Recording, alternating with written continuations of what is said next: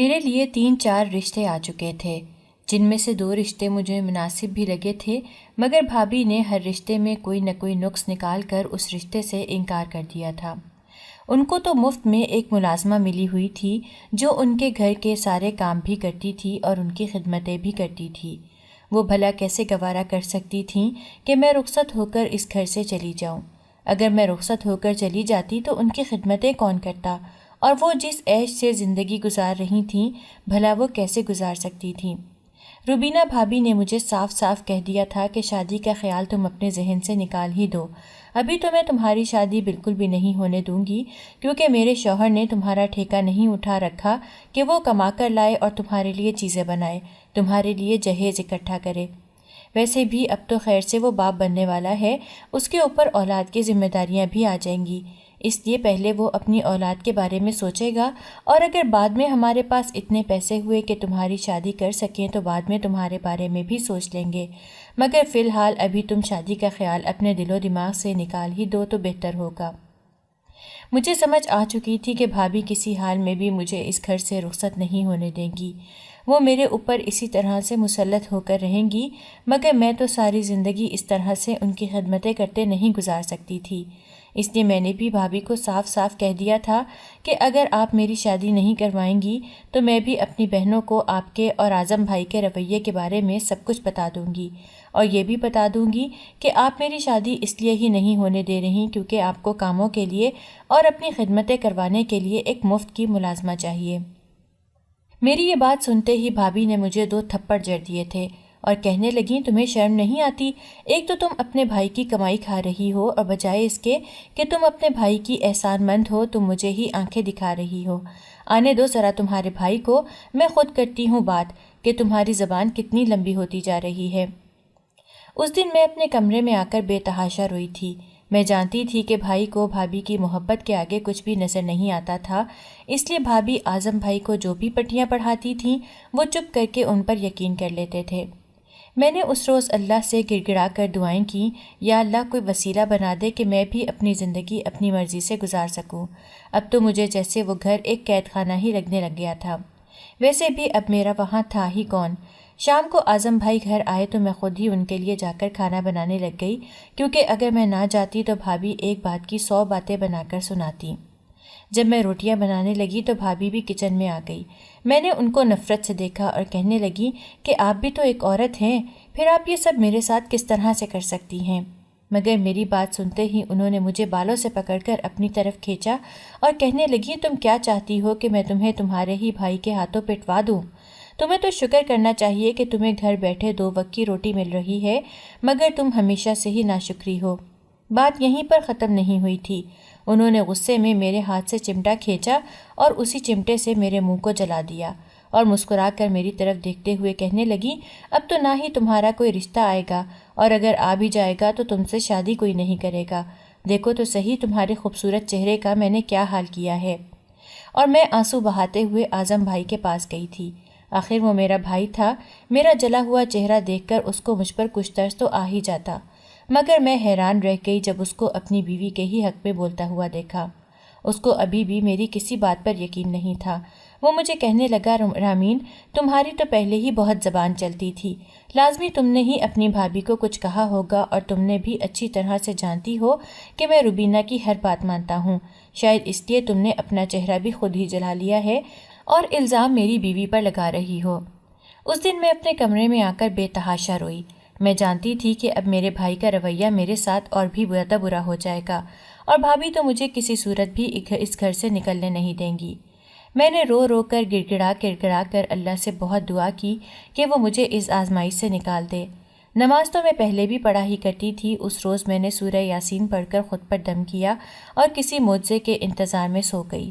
صبح جب میری آنکھ کھلی تو میرا نام رامین ہے، میرا تعلق سرگودا شہر سے ہے، جہاں میں اپنی 2 بہنوں، ایک بھائی اور اماں ابا کے ساتھ رہتی تھی۔ میں نے ایک متوسط سے گھرانے میں آنکھ کھولی تھی، جہاں غربت کے باوجود ابا نے ہم چاروں بہن بھائیوں کو اچھی تعلیم دلوائی تھی۔ ابا ایک دہاڑی دار مزدور تھے، اور اس زمانے میں ہماری اسکولوں کی فیسیں بھی بہت زیادہ نہیں تھیں، اور نہ ہی آج کل جیسے فضول قسم کے اخراجات تھے۔ بس 15-20 روپے اسکول کی فیس ہوتی تھی، اس کے علاوہ کتابیں اور یونیفارم اسکول سے ہی مفت مل جایا کرتے تھے۔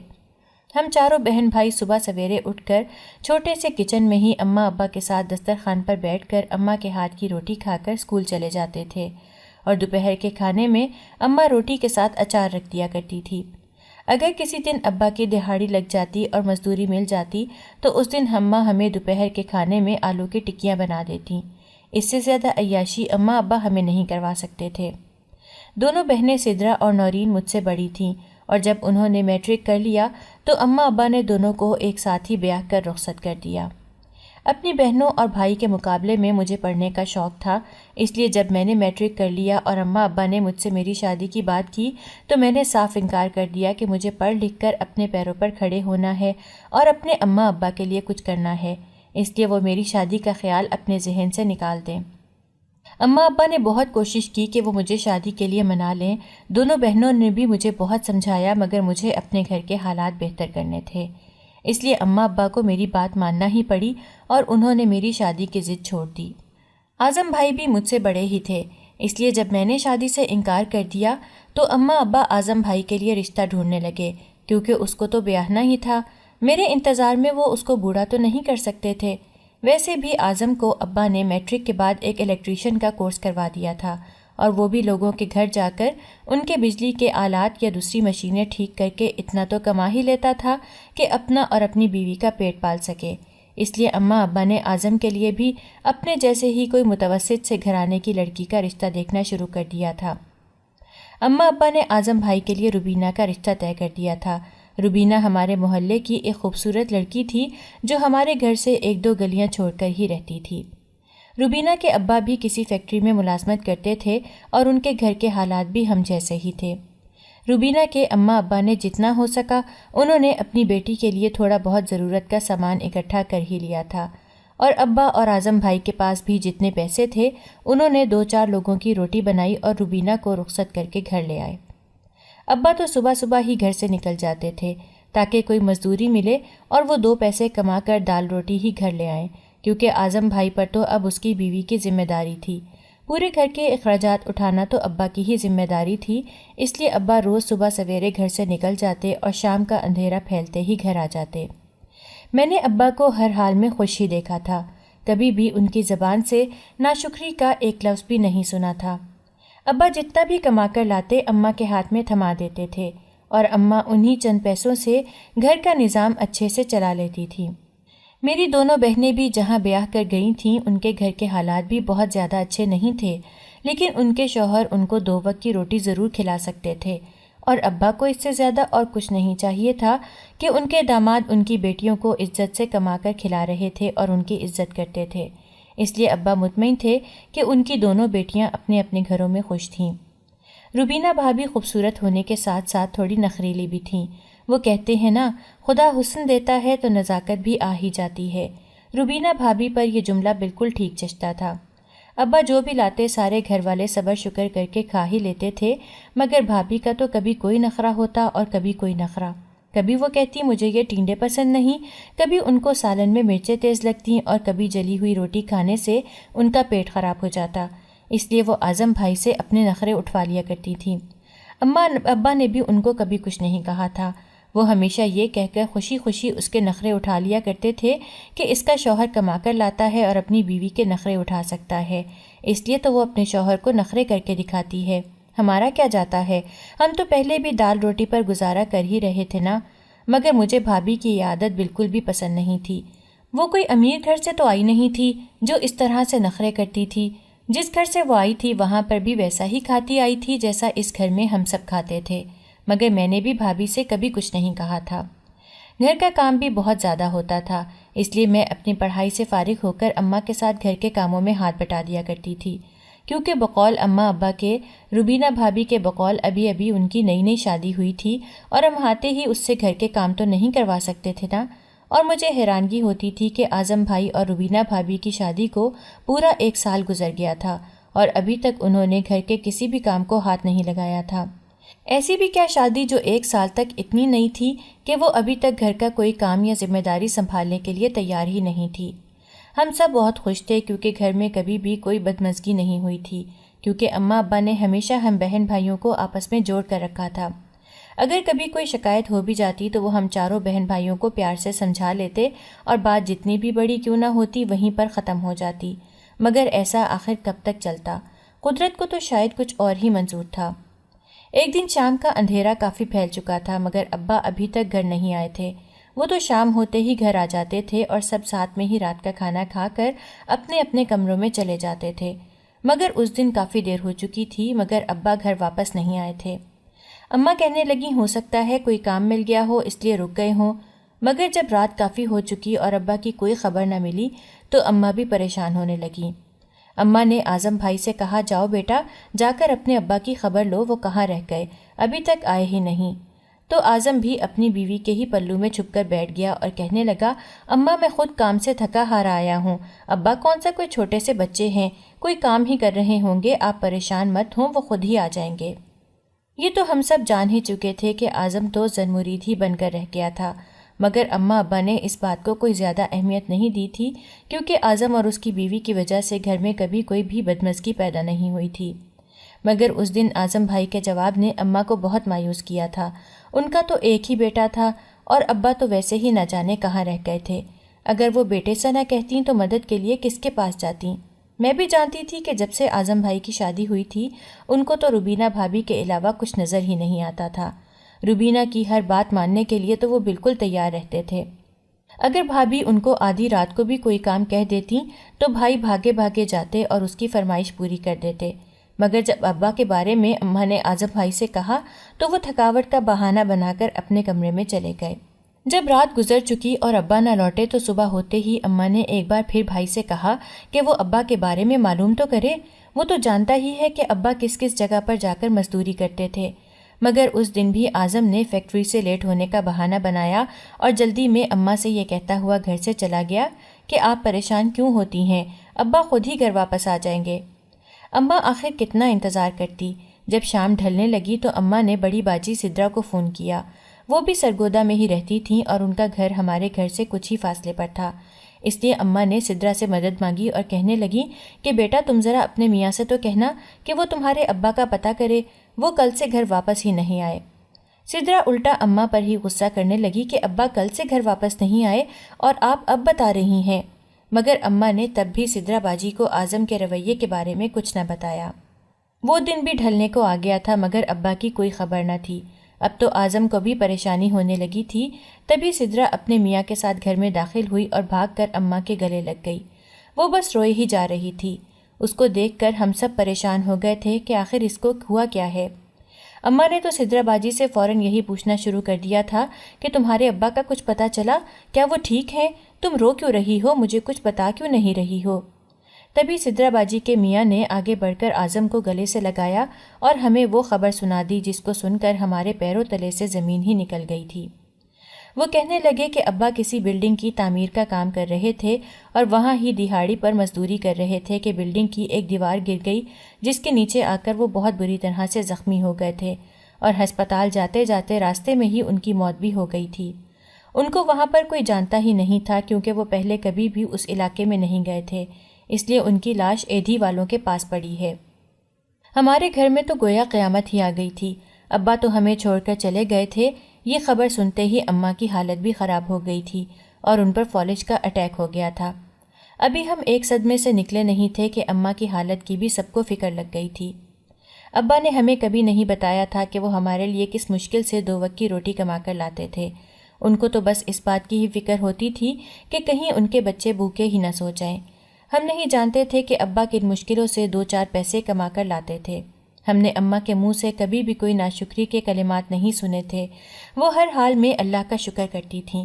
مگر اب ہمارا گھر کون چلائے گا؟ اعظم کو تو اپنی بیوی کے نخروں سے ہی فرصت نہیں ملتی تھی۔ اماں کی دوائیں کون لاتا؟ اعظم کی تو جو کمائی ہوتی تھی وہ اپنی بیوی پر ہی لٹا دیا کرتا تھا۔ صرف 2 وقت کی روٹی دے کر وہ ہم پر ایک احسان کر دیا کرتا تھا۔ اماں کی دواؤں کے لیے اس کے پاس کبھی پیسے ہوئے ہی نہیں تھے۔ جب بھی میں اس سے اماں کی دواؤں کے متعلق پوچھتی تو وہ مہنگائی کا رونا رونے لگ جاتا تھا۔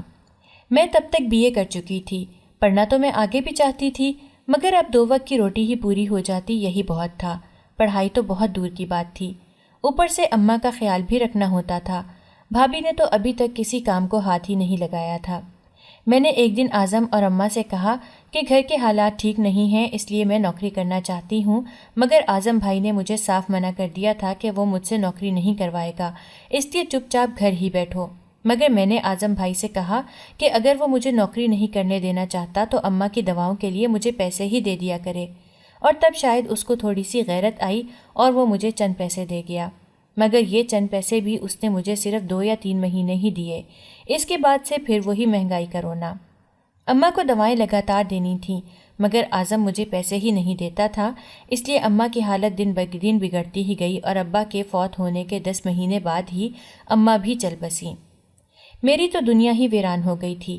جب ابا زندہ تھے تو سب گھر والے اکٹھے بیٹھ کر ایک جگہ کھانا تو کھا لیا کرتے تھے، مگر ابا کے جانے کے بعد سب اکٹھے کہاں بیٹھتے۔ اعظم تو آتے ہی اپنی بیوی کے ساتھ کمرے میں چلا جاتا اور وہ کھانا بھی کمرے میں ہی کھاتے۔ صرف میں ہی تھی جو اماں کے ساتھ بیٹھ کر کھانا کھا لیا کرتی تھی، اور اب تو اماں بھی چلی گئی تھیں اور میں اکیلی ہی رہ گئی تھی۔ بہنیں بھی اپنے اپنے گھروں میں تھیں، ان سے میں کیا کہتی؟ انہوں نے کون سا مجھے اپنے ساتھ لے جانا تھا؟ رہنا تو مجھے وہیں پر تھا جو میرا گھر تھا، اور وہاں میں اپنے بھائی کے ساتھ رہتی تھی، اس بھائی کے ساتھ جس کو میرا احساس ہی نہیں تھا۔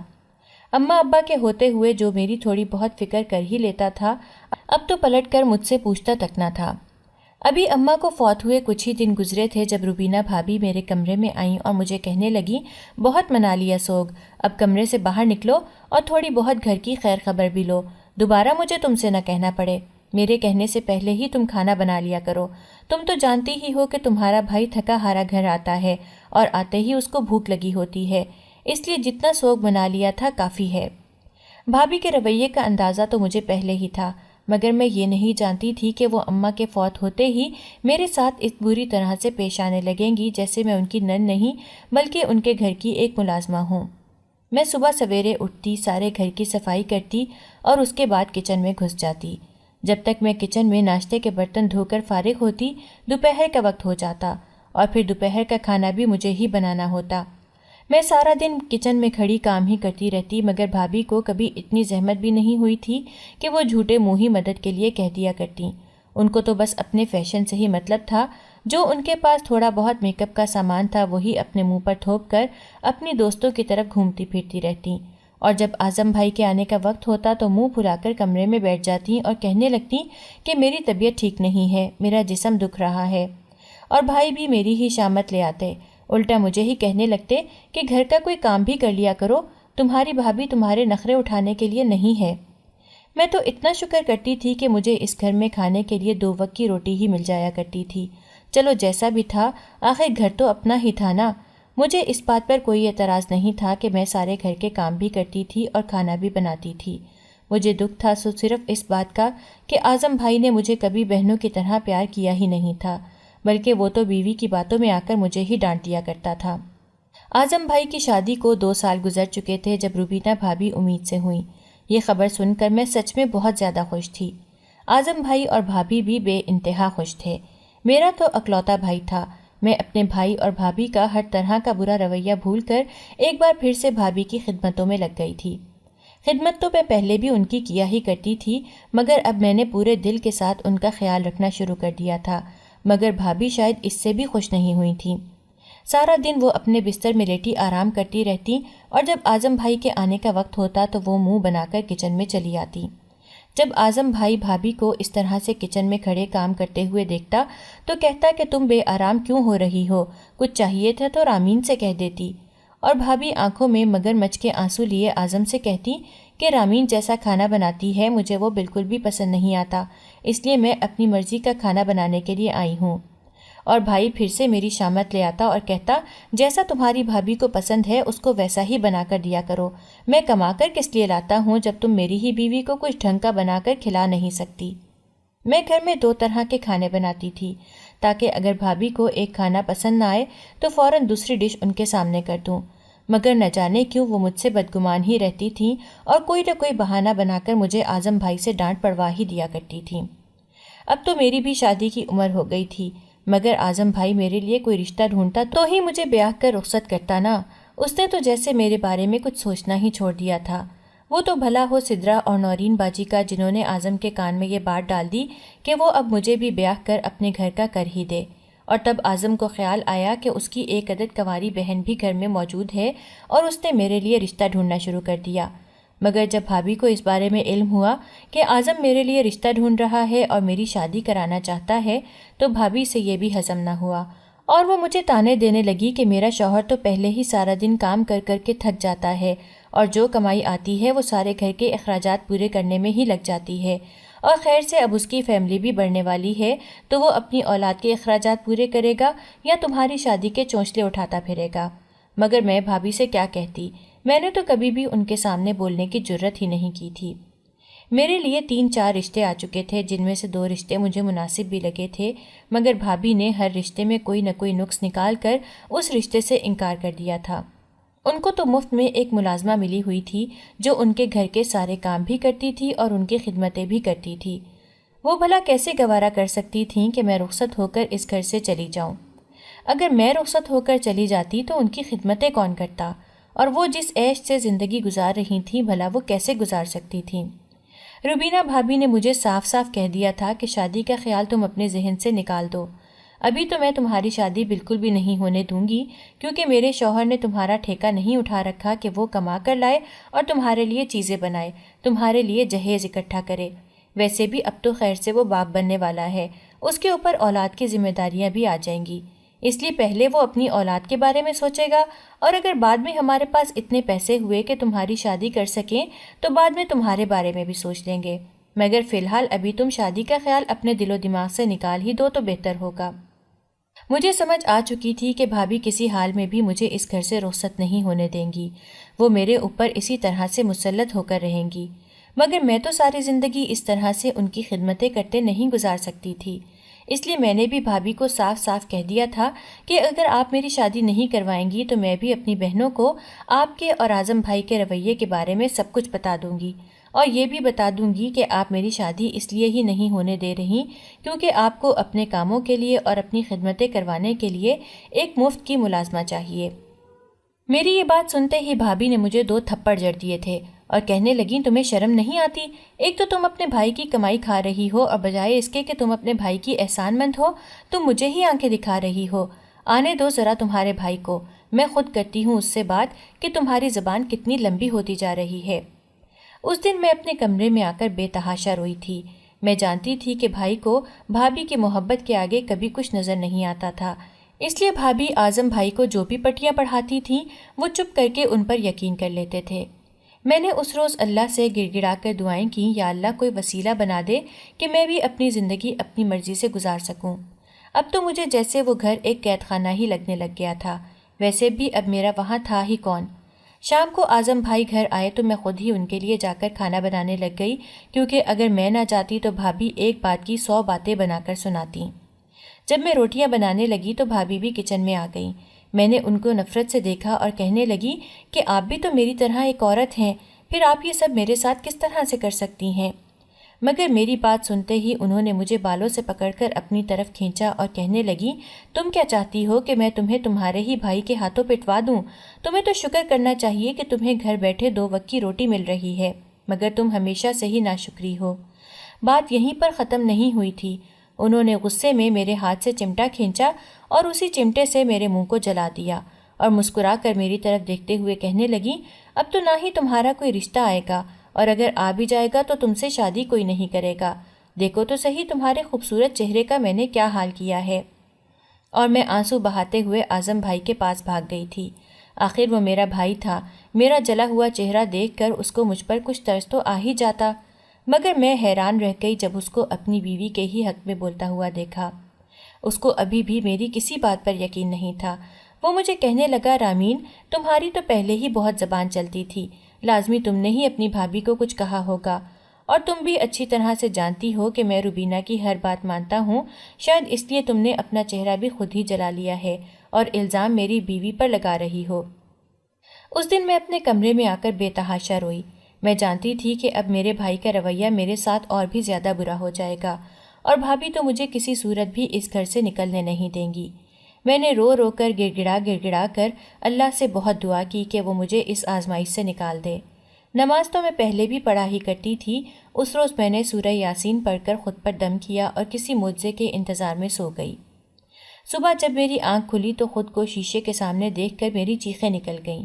میرا تو چہرہ جلنے کی وجہ سے بگڑ ہی چکا تھا اور بھابھی کی خواہش بھی پوری ہو گئی تھی۔ اب شاید کبھی بھی میرے لیے کوئی رشتہ نہ آتا اور نہ ہی میری شادی ہو پاتی، مگر شاید ابھی میرے لیے ایک اور کڑی آزمائش باقی تھی۔ اس دن میرے لیے غفور نامی ایک پاگل شخص کا رشتہ آیا، جو ویسے تو بہت امیر گھر کا لڑکا تھا، مگر اس کا ذہن تھوڑا سا خراب تھا، اور غفور کے اماں ابا اس کے لیے بس کوئی ایسی لڑکی گھر لانا چاہتے تھے جو ان کے پاگل بیٹے کی دیکھ بھال کر سکے۔ اور میرا بھائی اور بھابھی تو پہلے سے ہی پیسے کے لالچ میں تھے، وہ جانتے تھے اگر میرا رشتہ غفور کے ساتھ ہو جاتا تو ان کے بھی وارے نیارے ہو جاتے۔ اس لیے اعظم نے اس دن مجھے صرف اپنے ہی فائدے کے لیے سمجھایا تھا اور کہنے لگا، دیکھو رامین، تمہارا چہرہ تو پہلے ہی بگڑ چکا ہے، اس لیے اب تمہارے لیے تو کسی نارمل انسان کا رشتہ اس گھر میں نہیں آئے گا۔ جو بھی ہے، مجھے تمہاری شادی تو کرنی ہی ہے، اوپر سے تمہاری عمر بھی نکلتی جا رہی ہے، اس لیے مجھے تمہارے لیے یہ رشتہ بہت مناسب لگا ہے اور میں نے غفور کی اماں کو ہاں بھی کر دی ہے۔